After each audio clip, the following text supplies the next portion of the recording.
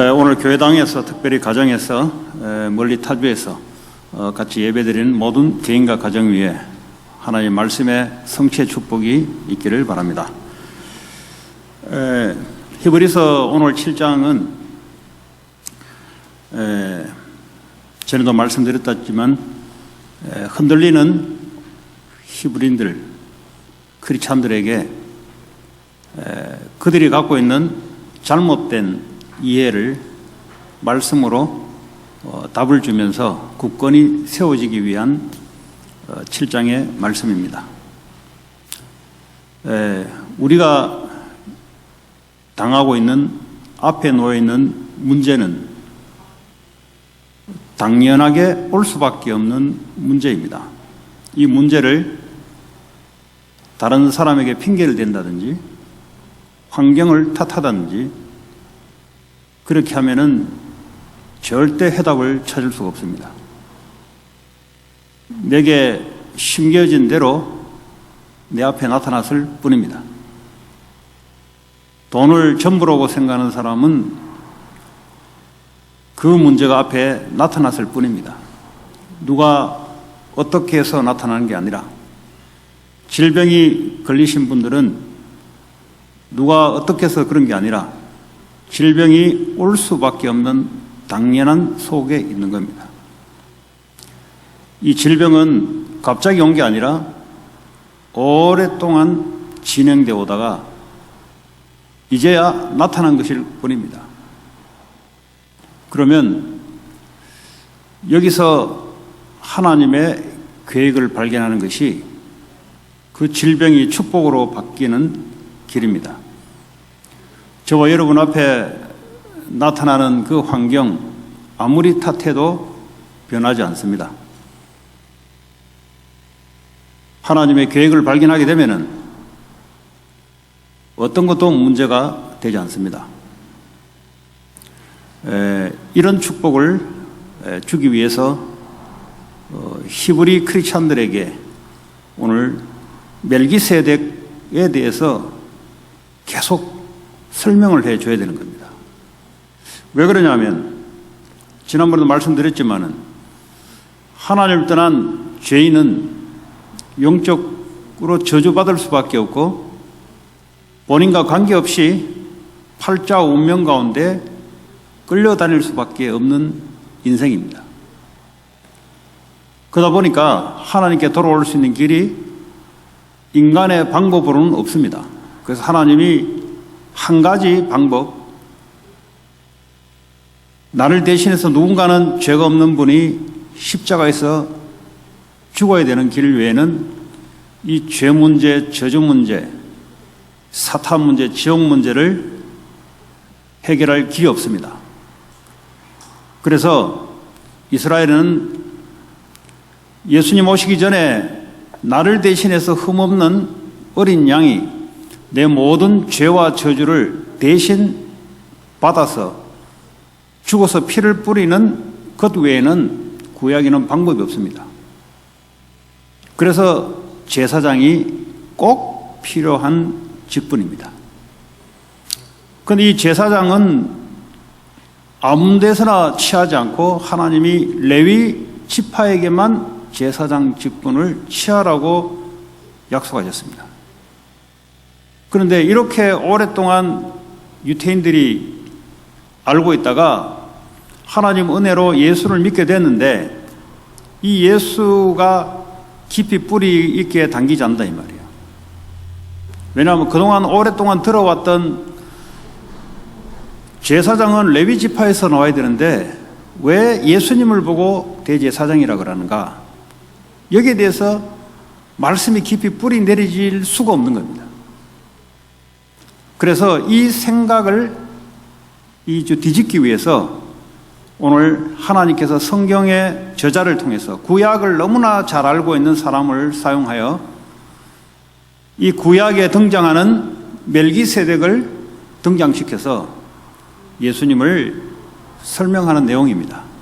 목적은 예수님에 대해서 뿌리 있게 깊이 있게 구주로 받아들이도록 하여 어떤 문제, 사건, 환경에서도 흔들리지 않는, 오히려 유대인들과 전 이방인들에게 이 복음을 힘있게 전달하기 위한 그 작업을 하나님이 오늘 히브리서 저자를 통해서 오늘 7장의 메시지를 담아서 준 겁니다.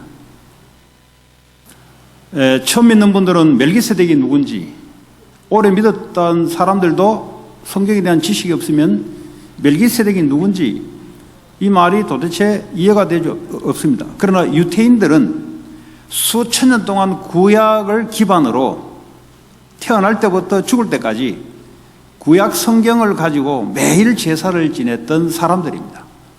그러다 보니까 이 성경을 가지고 논리적으로 정확하게 설명을 해줘야 이 유대인들이 받아들일 수 있는 겁니다.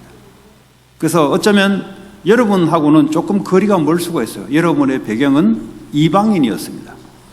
불신자였고 우상 숭배했던 사람들이었고 구약의 토대를 가지고 수천 년 동안 배경으로 살아온 사람들이 아니라 하나님 손 밖에서 사탄과 귀신을 섬기고 우상을 숭배했던 자들이기 때문에 오늘 이 내용은 조금 어렵게 복잡하게 들려줄 수 있습니다. 그래서 오늘 말씀을 유대인들에게도 오늘 의의 왕, 평강의 왕인 이 왕이 필요하고요. 또 불신자 이방인에게도 필요하고 예수 믿는 우리에게도 왜 필요한지를 오늘 이 말씀을 통해서 같이 은혜를 받았으면 합니다. 자, 그러면 지난번에 말씀드렸지만은 이 멜기세덱이라는 이 인물을 왜 등장시켰냐? 한마디로 말하자면 이 사람은 레위 지파도 아니다 이 말이에요. 레위 지파도 아닌데 어째서 제사장, 그것도 영원한 제사장이 되었냐? 그 유대인들은 레위 지파, 아브라함의 후손 레위 지파에서만 제사장이 되어야 되는데 지금 예수님이 대제사장이라 하니까 이 도대체 메이크 센스가 되지 않아요. 그래서 이 생각을 바꿔주기 위해서 아브라함 이전에 아브라함이 전쟁에서 멜기세덱의 10의 1조를 바쳤던 그 멜기세덱에 대해서 설명을 해줘야 예수님이 제사장, 대제사장이 될 수 있다는 것을 이 사람들에게 설득이 되는 겁니다. 자, 그래서 이 멜기세덱에 대하여 오늘 설명을 하고 있는데 이 멜기세덱은 살렘 왕이다 그랬어요. 살렘 왕이요.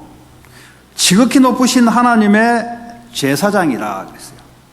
그러니까 아브라함 이전에 왕이면서도 제사장 노릇을 했던 이런 분이 있었다 이 말이에요. 그런데 지금 레위 지파는 뭐죠? 아브라함의 한참 손잡벌 되는 자녀들이란 말이에요. 그러니까 이 사람들이 뭐죠? 아하, 아브라함 이전에도 하나님이 제사장과 왕의 직분을 겸직했던 분이 있었구나. 그 성경이 이제 나오니까 이걸 이제 갖다 설명을 하기 시작하는데, 근데 그분은 아브라함을 오히려 축복했던 분이다.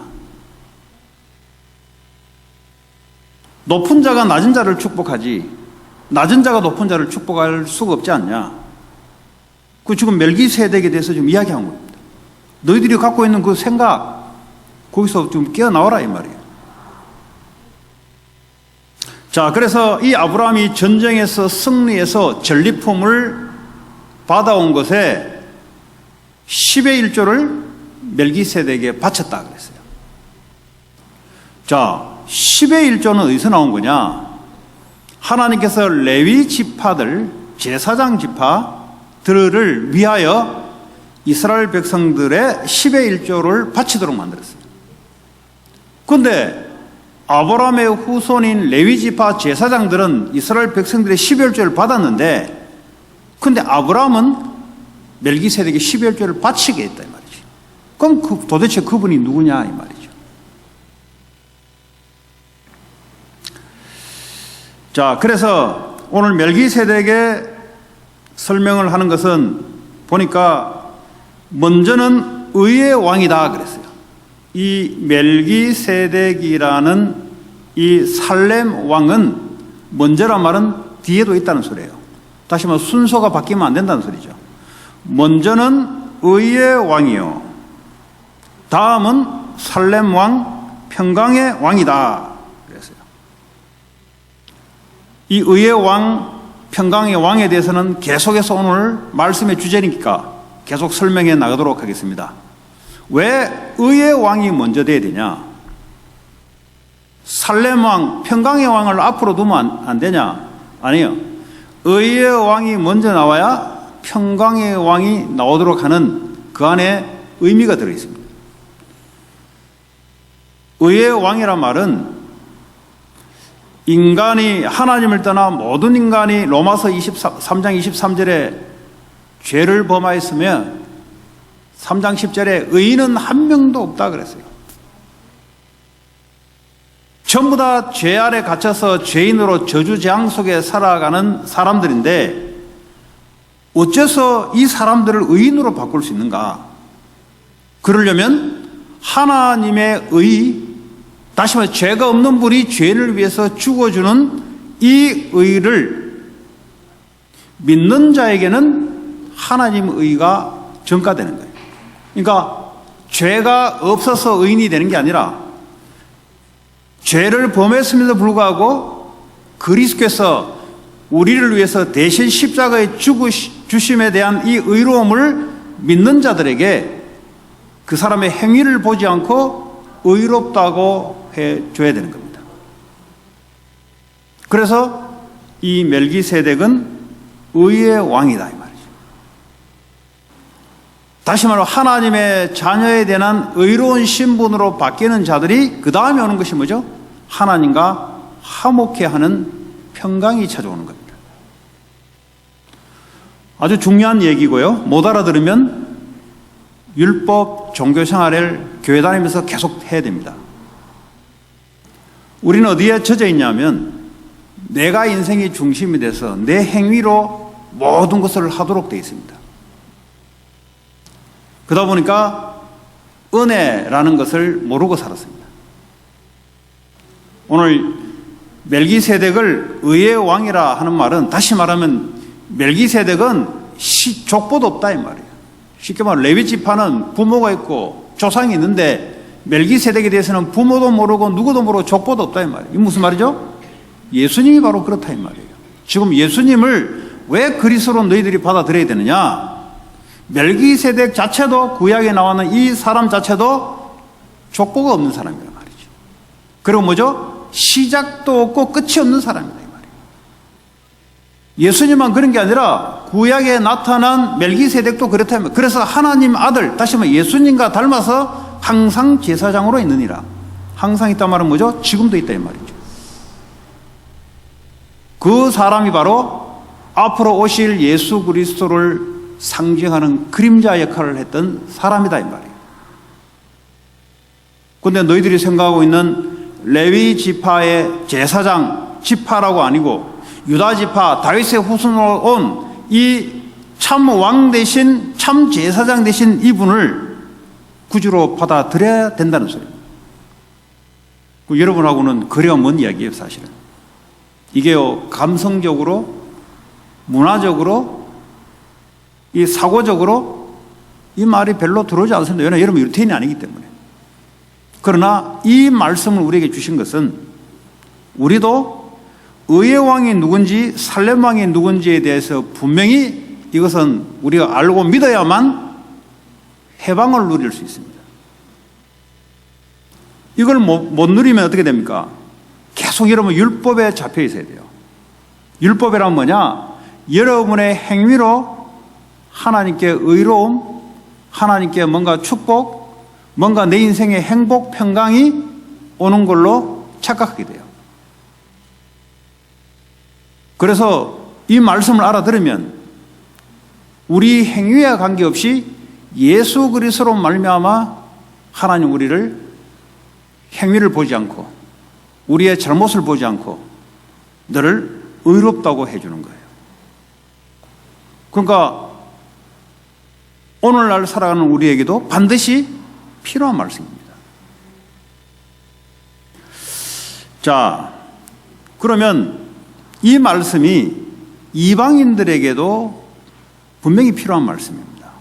자, 오늘 유태인들에게 구약 성경을 가지고 논리적으로 예수 그리스도를 증명하셨습니다. 사도행전 17장 3절에 보면은 사도 바울이 유태인들에게 예수가 그리스도 되어야 되는 것을 프루브했다 그랬어요. 증명했다 그랬어요. 그 증명에서 나오는 겁니까?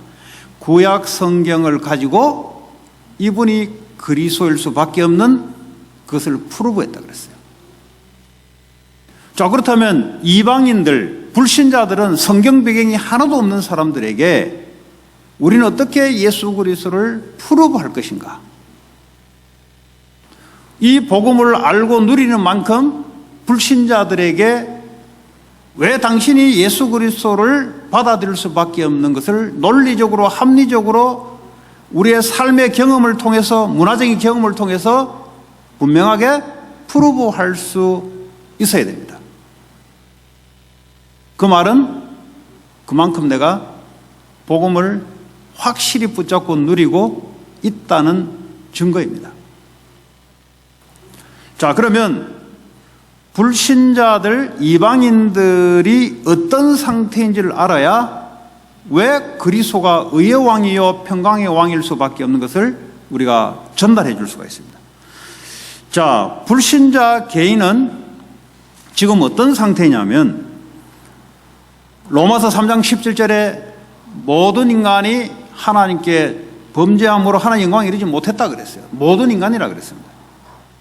에베소 2장 1절에 보면은 너의 허물과 죄로 죽어 있는 상태입니다. 영적인 죽어 있는 상태. 다시 말하면 하나님의 생명이 없는 상태. 하나님과 완전히 지금 단절된 상태. 이게 바로 불신자들의 상태입니다. 이걸 알아야 예수 그리스도를 논리적으로, 합리적으로 증거할 수 있습니다. 자, 그런데 이 불신자들은 지금 어떤 삶을 살아가고 있냐? 세상 문화 풍속을 쫓아가는데 그 풍속이 보니까 공중 권세 잡은 자를 따랐다 그랬어요. 다시 말하면 불순종 아들들 가운데 역사는 영이다 이 말이에요.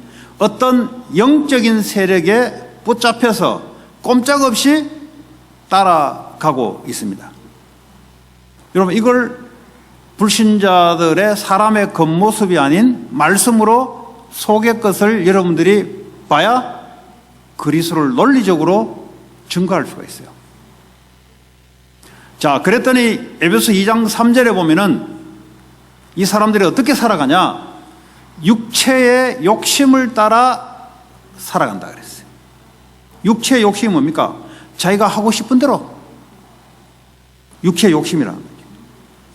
그리고 육체와 마음에 원하는 것을 오늘 마음에 필링 오는 대로 살아가는 거예요. 이게요, 하나님 떠나서 영이 죽어 있는 사람들이 공중권세 사탄에게 잡혀서 어떤 모양으로 살아가냐? 육체의 욕심을 따라 자기 마음에 원하는 대로 살아가는 겁니다. 다시 말하면 사탄이 마음을 움직여서 육신적으로 나 중심, 돈 중심, 성공 중심이 이게 전부인 줄 알고 그쪽으로 몰아가고 있습니다. 그런데 이 삶의 상태가 어떤 상태냐? 이들과 같이 본질적으로 진노의 자녀다 그랬어요. 저주받을 수밖에 없는 상태에 놓여 있습니다. 여러분, 이거를 하나님이 불신자 이방인들을 어떻게 말씀하고 있는 것을 여러분들이 알아야 그리스도를 증거할 수 있습니다. 다시 말하면 최고의 축복된 이 복음의 소식을 그 사람들에게 선물로 내가 줄 수가 있습니다. 자, 이런 이방인들이 지금 미혹되어 살아갑니다. 미혹이란 말은 뭐죠? 틀린 데 잡혀서 끌려다니고 있다 이 말이에요. 고린도후서 4장 4절에 보니까 믿지 이 세상 신 사탄이 믿지 않는 자들, 그러니까 불신자를 말하죠. 또 예수 믿다가 믿지 않는 자들도 있어요. 똑같습니다. 믿지 않는 자들의 무엇을 하냐? 마음을 혼미케 한다 그랬어요. 다시 한번 마음을 유혹시켜 버린다. 왜 그러냐? 그리스도 영광의 복음의 광채가 비치지 못하도록 하기 위해서 사탄이 미혹을 시켜버려요. 그러니까 왜 종교는 나쁠 게 없는데 왜 종교로 자꾸 가냐? 미혹돼서 그래요. 사탄이 그 마음을 미혹시켜서 하나님을 만나지 못하고 자기 열심으로 복을 빌어서 복을 받는 거짓으로 바꿔놔버렸어요. 그게 지금 종교예요. 종교가 좋죠. 그러나 이 사람이 근본적인 영적 상태를 변화시킬 수 없습니다. 자기를 절대 변화 못 시켜요. 껍데기, 삶은 변화할 수 있습니다. 그러나 속에 있는 영적인 상태는 절대 바뀔 수 없는 상태입니다. 그러다 보니까 이제는 명상이라는 걸 통해요. 어떻게 미혹하냐. 네가 가지고 있는 생각은 그 진짜 네가 아니야. 그건 틀린 너야. 그 생각이 너를 망하게 만들고 그 생각이 너를 불행하게 만드니까 진짜 너가 있으니까 그걸 찾아라는 거예요. 어떻게 찾냐? 명상 수련을 통해서 찾아라. 조용한 시간에 이 시간을 가지면서 진짜 너가 있으니까 그걸 찾는 것이 네가 행복하는 길이고 네가 부처가 되는 길이고 네가 지금까지 혼란했던 것들이 정리되는 길이라고 이야기하고 있어요. 그 진짜 참 나는 누구냐? 저 우주와 같은 나다 이 말이에요. 도대체 그게 누구냐? 그걸 보고 하나님이라 한다 이 말이에요. 이렇게 지금 미혹시키고 있습니다. 미혹되니까 어디에 미혹당하냐면 내가 지금 살아가고 있는 것이 잘못된 생각, 마음, 감정에서 오는 것이니까 이건 진짜 내가 아니니까 진짜 나를 찾아야 되겠다 하면서 미혹돼서 명상으로 들어가고 있어요. 지금 이게 지금 불신자들 또는 교회 다니면서 원래 구원받지 못했지만 아니면 구원받았다 할지라도 올바른 진리가 들어가지 못했기 때문에 믿지 않았기 때문에 미혹되어서 어디로 좀 끌려가고 있습니다. 이게 지금 미국에 일어나는 문화예요. 지금. 그러면 이런 상태가 앞으로 어떻게 되냐? 마태복음 12장 43절에서 45절 보니까 이 마음을 이 더러운 생각들을 벗겨내고 원래 자기 생각을 진짜 자기 것을 찾으려고 돌을 닦고 명상을 수련하고 하면 할수록 생각 속에 있는 귀신이 나가요. 더러웠던 추악한 귀신이 나가요. 왜냐? 깨끗하게 자꾸 닦으니까. 그랬더니 나갔다가 갈 데가 없어서 가만 보니까 오히려 더 깨끗하게 청소되어 있습니다. 생각도 그전에 더러웠던 생각보다는 뭔가 혼자서 자기 혼자 뭘 해보려고 하는 생각으로 깨끗하게 자꾸 해요. 그게 종교입니다, 여러분. 종교는 선하게 살려고 하는 거지 악하게 살려고 하는 게 종교가 아니에요. 명상하는 애들도 내가 좀 선한 사람으로 행복한 사람으로 바꾸려고 하는 행위지 그걸 어디 목적을 가지고 나쁘게 살려고 그걸 하는 게 아니란 말이에요. 그러니까 마귀가 그걸 이용을 한다. 나갔다가 귀신이 나갔다가 다시 와보니까 더 깨끗하게 돼 있으니 7배 되는 귀신을 갖다가 다시 자리에 잡아서 그 사람의 형편이 그전보다 더 악해졌다 그랬어요. 그러니까 무슨 말이냐? 이 복음 없이 하나님 만남이 없이 종교 생활을 하면 할수록 명상을 하면 할수록 처음에는 좀 나아진 것 같은데 시간이 지나면 지날수록 형편이 더 악해진다 이 말이에요.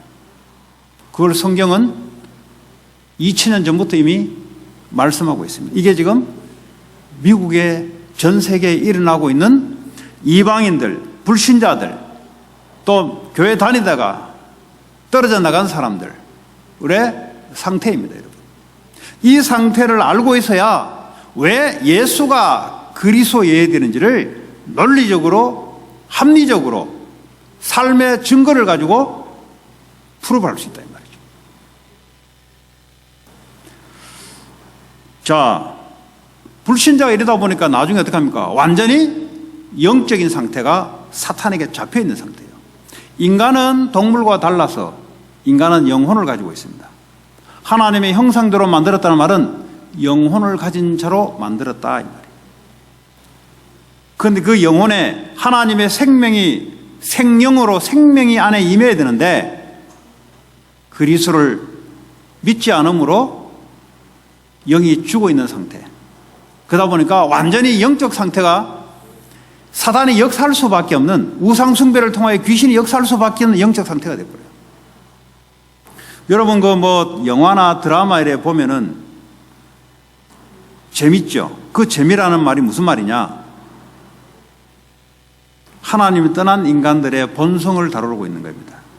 그 영화나 음악이나 책이나 모든 문화가, 이 세상 풍조 문화가 그 왜 재미있냐?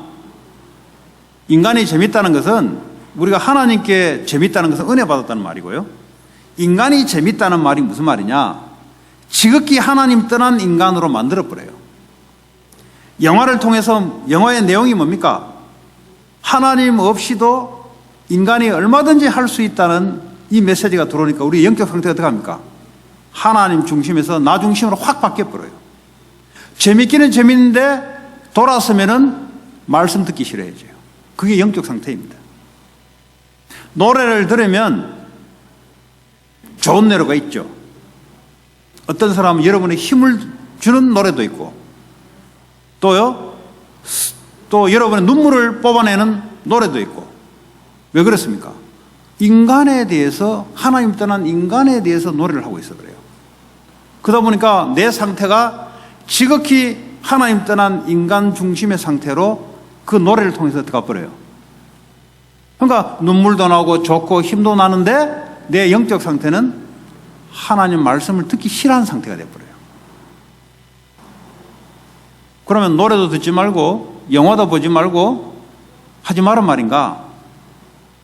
이것을 빠지지 않고 하나님 복음 중심, 말씀 중심에서 그것을 불신자들의 상태를 해석할 수 있는 상태 되면은 괜찮아요. 그런데 그러지 않으면 저녁에 여러분들이 보고 했던 것들이 아침에 일어나면은 어떤 상태로 돌아가 있냐? 하나님 없이도 얼마든지 이런 상태로 딱 돌아가 있습니다.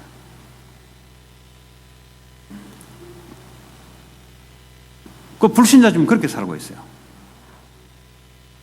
이게 안 되면 어떡합니까? 완전히 낙담돼 가지고요, 절망과 소망이 없어 가지고 자살까지 갈 수가 있어요. 이게 불신자 상태입니다. 이 영적으로 말이죠, 이게 하나님 없는 상태가 영적으로 돌아가니까 얼마나 정신적으로 힘듭니까? 마태복음 11장 28절 수고가 무거운 짐진 자들, 인생 살아가는 게 뭡니까? 하나님 없이 자기가 오직 정신력과 육신의 힘 가지고 살아가니까 얼마나 수고가 무거운 짐을 집니까? 평안이라는 게 어디 있습니까? 그러니까 정신병이 들어오죠.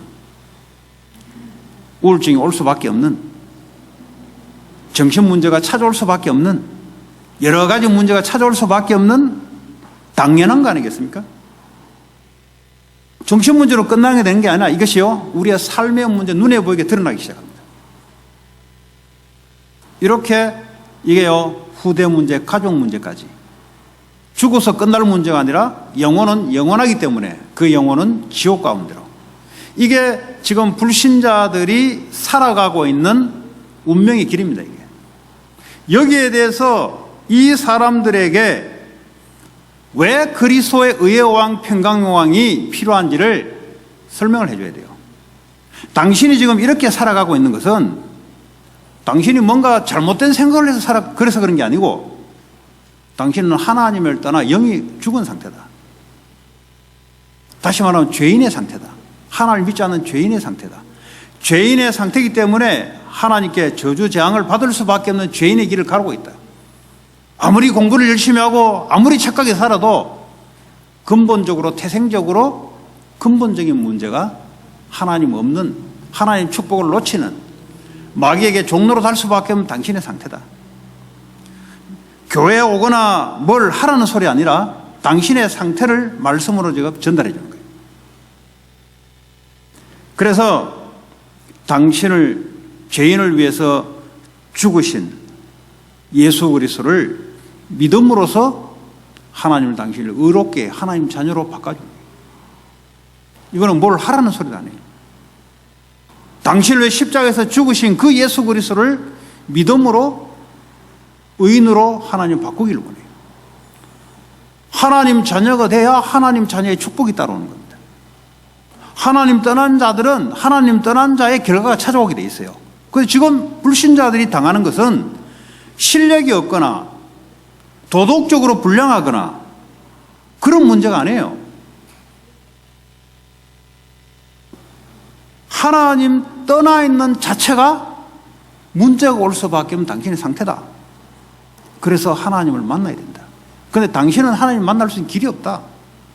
그래서 하나님이 길을 열어놓으신데 죄가 없는 그분이 죄인을 위해서 십자가에서 대신 죄를 위해서 죄값으로 죽으시고 모든 저주재앙을 다 받으시고 지옥까지 내려가셨다가 사망 권세를 이기고 사탄 권세를 이기고 지금 하늘 보좌에 계시면서 지금 나를 통해서 당신에게 하나님이 당신의 하나님 되기를 원한다. 지금 당신이 당하고 있는 당신의 집안에서 내려오고 당하고 있는 그 문제는 조상이 잘못한 문제가 아니라 인간이 하나님 떠나서 올 수밖에 없는 태생적인 문제. 그래서요, 가문의 문제가 그 사람 문제거든요. 똑같아요. 그 부모 문제가 그 자녀가 똑같습니다. 왜 그러면 당신은 부모 똑같이 살기 싫어하는데 왜 똑같은 부모 문제가 당하냐? 그게 바로 원죄란다. 하나님 떠난 최초의 인간이 내려올 수밖에 없는 그 흐름, 당신이 만들어서 그런 게 아니냐. 당신은 똑바로 살고 싶은데 그 부모님이 가져있던 그 흐름이 그대로 전달되지 않냐. 이거는 당신이 마음을 잘못 먹은 게 아니라 근본적으로 여기서 빠져나와야 된다. 그래서 당신이 의롭게 되는 길이 의의 왕이요. 당신이 지금까지 불안과 염려와 두려움과 인생이 그럴 수밖에 없었는데 이제는 하나님과 화해함으로, 원수됐던 당신이 하나님과 화해함으로 예수를 통해서 하나님과 화평케 되는 참다운 안식과 참다운 평안을 하나님이 주시게 되어 있다. 이게 불신자들에게 제대로 전달돼야 돼요. 그러니까 이 복음은 어떤 사람을 만나더라도 유태인을 만나면 성경을 가지고 이방인 불신자를 만나면 그 사람들의 문화와 그 사람들이 겪고 있는 것을 가지고 그리스도가 왜 당신에게 그리스도가 되어야 되는지를 말을 해줄 수 있는 정도 된다는 말은 내가 그만큼 그리스도를 충분히 내가 누리고 있다는 소리입니다. 누리고 있다는 말은 뭡니까? 못 누린다는 말은 또 뭡니까? 못 누린다는 말은 의가 뭔지를 모르고 있어요.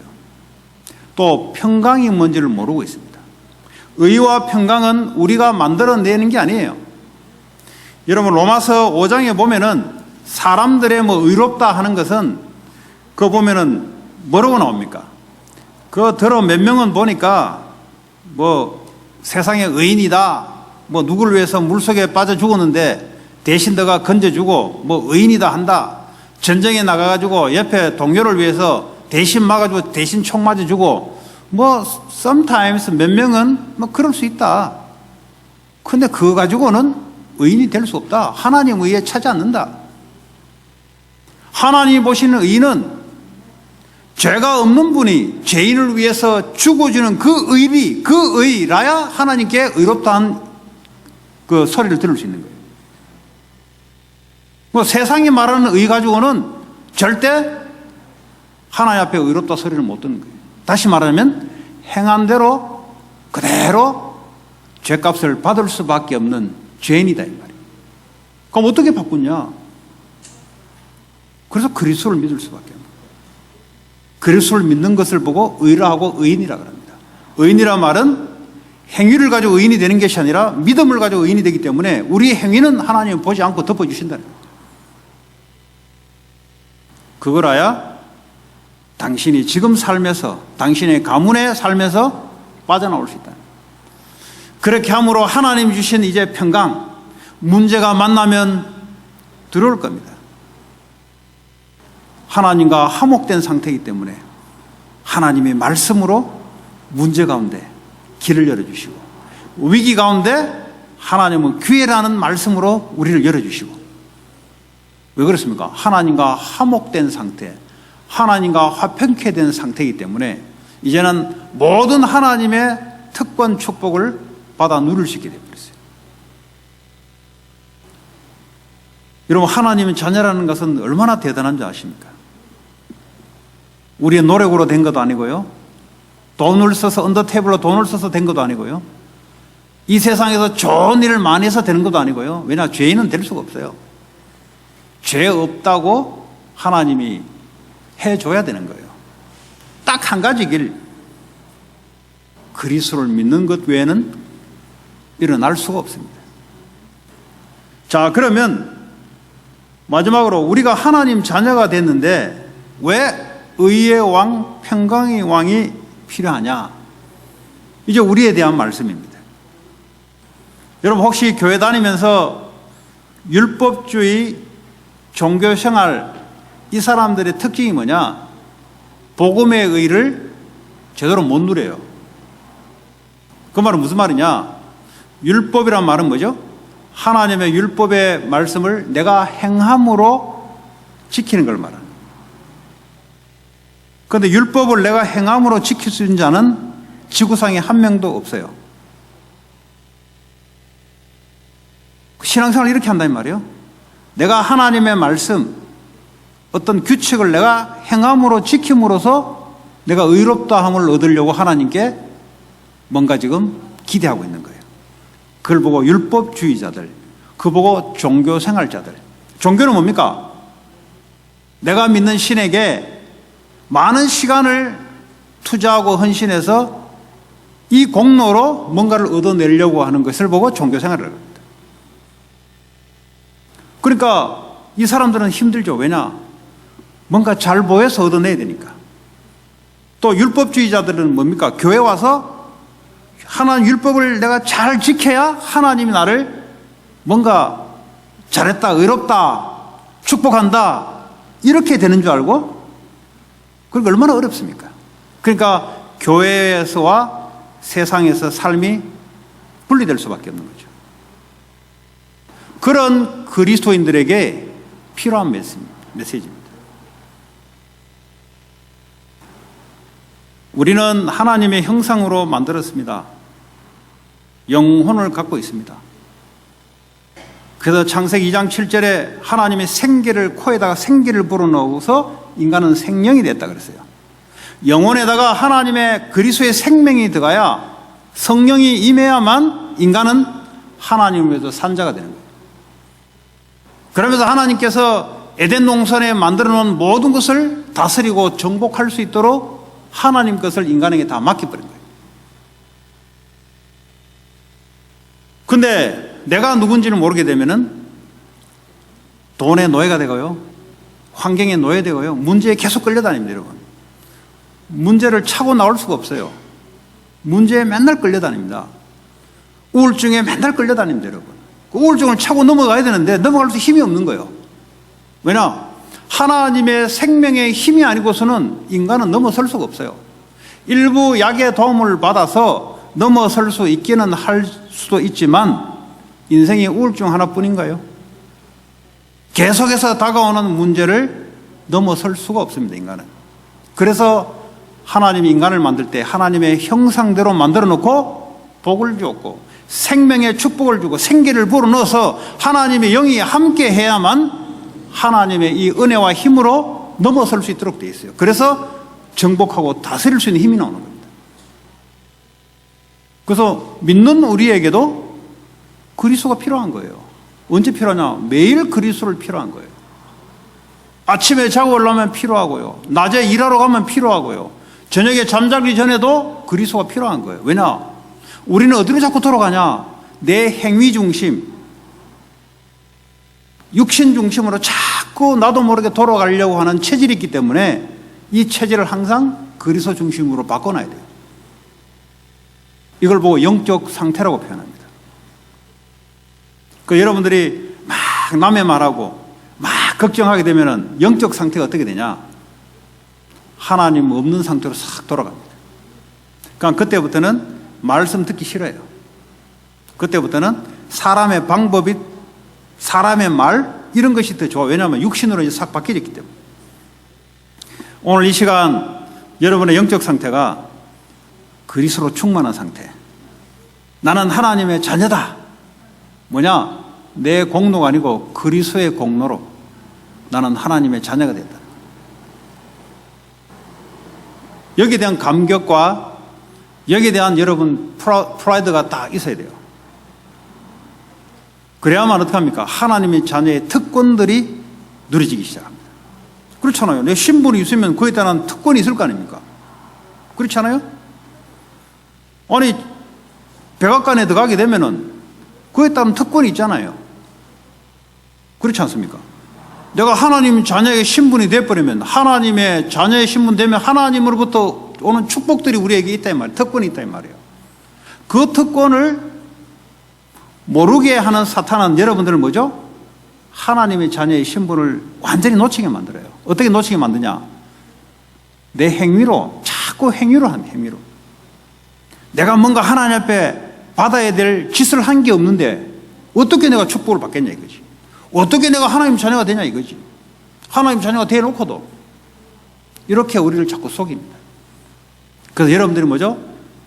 완전 불신자와 똑같은 상태로, 하나님 없는 상태로 매일 그렇게 살아가도록 만들어요. 그건 얼마나 안타까운 일입니까? 그래서 이 하나님 말씀을 여러분 생각에 각인을 시켜야 됩니다. 나는 하나님 자녀다. 뭐 때문에요?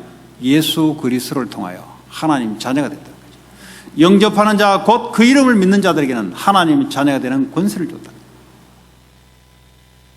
우리의 노력도 아니고요, 우리의 의로움도 아니고, 우리는 여전히 죄를 지을 수밖에 없는 실력밖에 없는데 하나님은 그리스도를 통하여 눈 감아주겠다는 겁니다.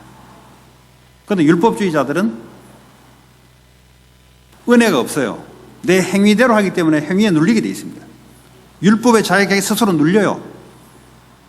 툭툭 털고 하나님 앞으로 못 들어갑니다. 왜냐?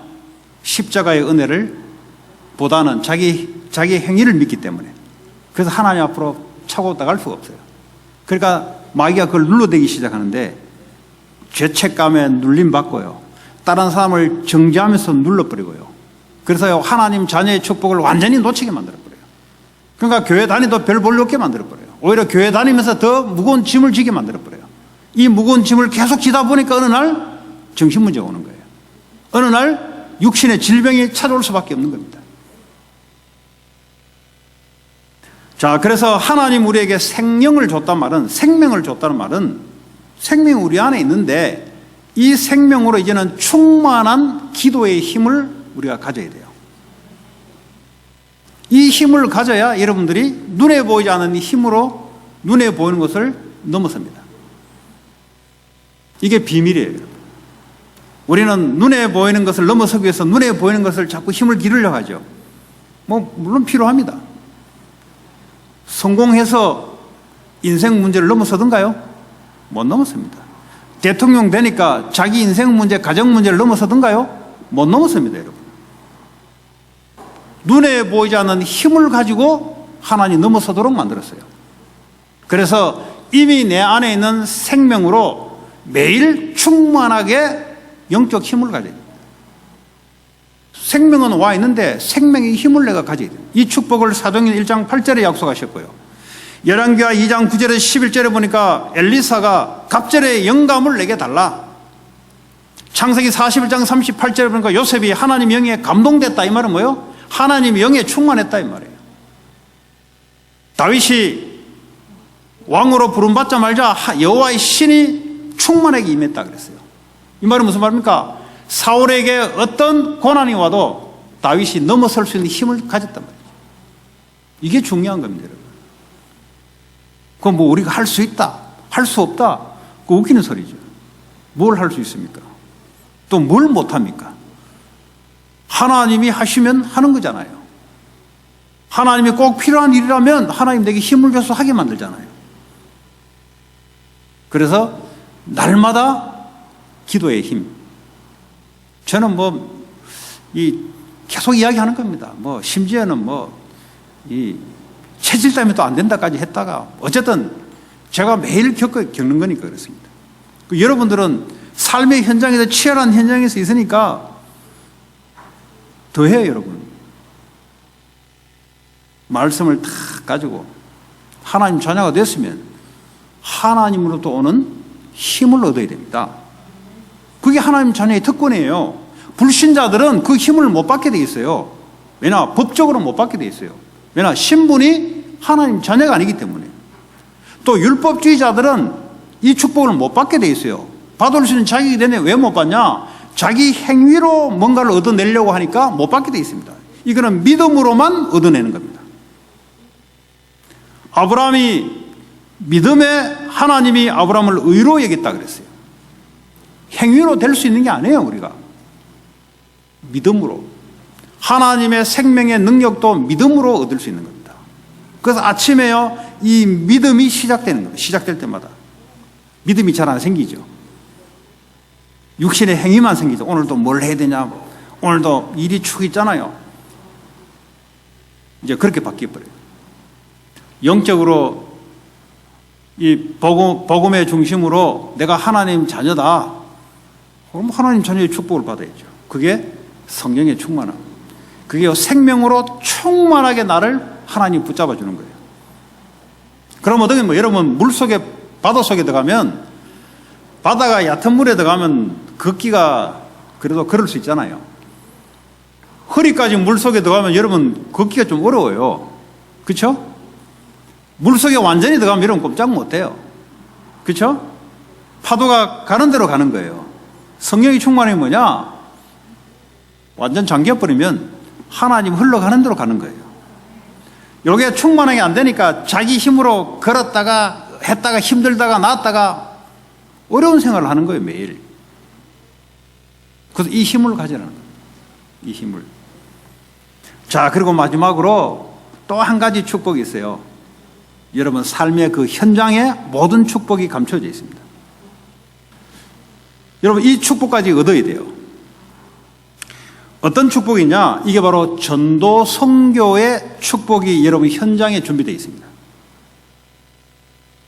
그 여러분 전도 선교라는 말을 몰라버리면 현장의 축복을 또 놓쳐버려요. 하나님 여러분을 세상으로 보내신 것은 세상에 하나님과 원수되어 있던 자들을 하나님과 화목케 하는 그 역할을 하기 위해서 여러분에게 사명을 맡긴 겁니다. 어떻게 맡기면 여러분 직업을 갖다 주면서 맡긴 거예요. 우리 렘넌트에게는 달란트를 갖다 주면서 전문성의 축복을 쌓게 만들어서 현장까지 준비해서 내보내서 현장에 하나님과 원수됐던 자들을 화목케 하는 이 직분을 감당하기 위해서 하나님이 현장으로 나를 파송시키는 거예요. 그럼 내가 영적인 왕같은 제사장이요 이 덕을 선전할 자로 불렀다는 이 포지션을 여러분 갖고 있어야 현장 문제를 넘어서게 되고요. 현장에 있는 축복이 따라오기 시작합니다. 왜냐? 왕한테 모든 게 와야 돼요. 그렇잖아요? 내가 영적인 왕인데. 그렇지 않습니까? 왕이 뭐 갑니까? 왕이 있으면 따라오는 거지. 왕이 있으면 신하들이 따라오는 것이고 왕이 한마디 하면 모든 것이 회복되는 거예요. 이걸 현장에서 놓친다 이 말이에요. 내가 누군지를 놓쳐버린단 말이에요. 자, 그래서 현장에 가면은 이 복음을 딱 듣기로 예비된 자들이 숨겨져 있습니다. 보물찾기처럼 이걸 찾아내는 거예요. 그러려면 여러분이 성령인도를 받으셔야 돼요. 근데 그 성령인도를 받는 가운데 모든 축복이 다 회복되어 버려요. 그게 하나님의 방법입니다. 그걸 보고 빛의 경제라 그래요. 하나님이 준비한, 하나님의 사람을 살리기로 준비한 경제, 문화, 모든 것이 여러분 뺏겼던 것이 전부 다 회복되어 버려요. 또 여러분 현장에서 여러분과 같이 하나님의 사명을 감당하기 위해서 하나님이 준비한 사람들까지 있어요. 믿으셔야 됩니다, 여러분. 왜 나를 이 현장, 산업 현장, 학교 현장을 보냈냐? 그 사람들을 하나님 준비시키는 거 보낸 겁니다. 자, 로마서 8장 19절에서 22절 보니까 뭐라고 합니까? 피조물. 피조물이 뭐죠? 하나님 아닌 전부 다 피조물. 피조물이 지금 고대하는 것이 뭐냐? 하나님의 아들들이 나타나는 것을 고대하고 있어요. 왜 그렇습니까? 20절에 보면은 지금 피조물들이 어디 굴복당하고 있어요. 허무한데 굴복당하고 있다고 그랬어요. 이거는 자기들 뜻이 아니에요. 지금 피조물의 말은 나무, 물고기, 하나님 만든 모든 것을 말합니다. 이거요, 하나님을 위해서 다 만들어 놓은 건데, 인간들이 자기를 위해서 나무도 쓰고, 자연도 쓰고, 하나님 만들어 놓은 학문도 자기를 위해서 쓰고 하니까, 피조물들이 허무한데 지금 굴복당하고 있는 거죠. 자, 21절에 뭐라고 말씀합니까? 그 바라는 것, 피조물들이 바라는 것은 피조물도 썩어짐의 종로로 탄 데서 해방되기를 원한다. 인간의 자기의 탐욕과 자기를 위해서 돈, 학문, 여러분 직장의 일, 모든 것, 사랑관계 하나님을 위해서 전부 다 준비해 놓은 건데, 하나님 자녀들이 다스리고 정복하도록 만들어 놓은 건데, 마귀에게, 하나님 떠난 자들에게 전부 다 뺏겨가지고 하나님을 위해서 쓰지 않고 인간을 위해서 쓰니까 그걸 보고 종로로 탄다 그래요. 그래서 이 피조물조차도 여기에 해방되기를 원한다는 거죠. 어떻게 해요? 하나님 자녀들의 영광의 자유에 이르는 것이다.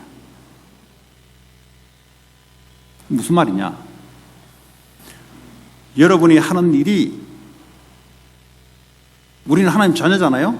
지금 여러분 직장이 하나님 자녀들이 나타나기를 기대하고 있다 이 말이에요. 여러분 직장과 공부와 하고 있는 모든 것들이 허무한데 지금 굴복당하고 있다 이 말이에요. 인간을 위해서 지금 쓰이게 굴복당하고 있단 말이에요. 그런데 성경은 22절에 뭐라고 되어 있습니까? 피조물이 다 이제까지 함께 탄식한다 그랬어요. 고통을 겪고 있다 그랬어요. 그게 저주예요, 여러분. 여러분 이 산업이 하나님을 위해서 사용되도록 해야 이 산업이 정상적인 복으로 바뀌기 시작합니다. 그런데 이 산업이 말이죠, 자기 자신 사람을 위해서 쓰이니까 이 산업이 고통당하고 탄식하고 있다는 거죠. 요셉이 노예로 보디발 집에 들어가는데, 보디발 집에 노예로서 밭에 일을 하는데 하나님 자녀가 나타나니 이 밭이 뭐죠? 올바르게 바뀌는 거예요. 축복으로 확 바뀌는 거예요. 그때부터. 그 이야기입니다, 지금. 여러분, 한 사람이 들어가는 곳마다 직장이 바뀌어야 돼요, 여러분. 그 정상입니다. 왜냐? 이 직장에 쓰는 것이 뭐죠? 하나님 자녀가 하나님을 위해서 들어가니까 하나님이 이걸 정상적으로 다 바꿔주는 거예요. 축복으로 다 바꿔주는 거예요. 창세기 3장 17절에 보니까 인간이 하나님을 떠나고부터 땅이 저주를 받아버렸어요. 그러니까 농사를 짓는데 올바른 열매가 안 생깁니다.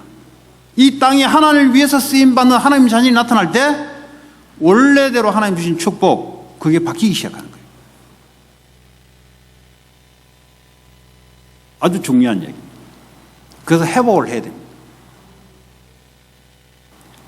하나님 자녀들이 하나님을 위해서 공부를 하고, 다시 말하면 세계복음화를 위해서 공부를 하고 산업을 하고, 또 현장에 이런 사람을 찾고 살리기 위해서 여러분들이 움직이기 전에 마음을 딱 품고 움직인단 말이에요. 근데요, 손을 대는 것이 지금까지 열매도 없었고 별로 실적도 없었는데 이제 똑바르게 하나님이 사용할 수 있도록 정성을 회복시키는 거예요. 그럼 가는 곳마다요, 저주가 축복으로 다 바뀌어버려야 돼요. 여러분을 만나는 사람들이요, 이유도 없는 고통 가운데 있다가 이 복음을 듣고 싹 바뀌어버리면 그 사람 하는 집, 그 사람 하는 산업, 그것이 뭐죠? 전부 다 하나님 축복으로 싹 바뀌어버려요. 그러니까 하나님 자녀가 있는 곳이 전부 다 축복으로 바뀌어버려요. 재앙이 떠나가고 마귀 문화가 떠나가고 하나님의 축복이 원래대로 줬던 축복으로 바꿔놓는 것. 이게 우리의 사명입니다. 자, 말씀을 맺겠습니다. 나는 그리스로 죄인의 행위를 할 수밖에 지금도 없지만 그냥 하나님 나를 의인으로 바꿔놨어요. 여러분, 너무 행위 때문에 낙심하지 마세요. 여러분, 하고 싶어 한 게 아니잖아요. 내가 하나님의 자녀의 신분을, 축복을 계속 누리면 그 행위도 바뀌어요. 여러분, 힘으로 바꾸려고 해본들, 노력은 가상하나 그 가지고는 사람은 바뀌지 않습니다. 내가 누군지를 알면은 하나님의 그 축복의 힘으로 삶까지 바뀌게 되어 있습니다. 그리스도를 화평을 가진답니다. 이제 하나님하고 이제는 뭐죠? 24시 화평의 관계. 다시 말하면 말씀을 늘 내게 보내줍니다. 문제 당하면 하나님 말씀을 보내주죠. 위기가 당하면 하나님 말씀을 보내주죠. 내가 힘이 없으면 하나님 힘을 갖다 보내주죠. 화평의 관계. 이제 앞으로 계획을 하나님의 화평의 관계 때문에 하나님 계획을 내게 알려주죠. 그러니까 얼마나 큰 특권을 우리가 가졌습니까? 그래서 이제는 우리가 세상의 저주 재앙, 이 땅, 사람, 땅까지 다 저주 재앙 받았습니다. 그것을 하나님과 화평케 하는 이 일을 하나님 우리에게 맡겼습니다.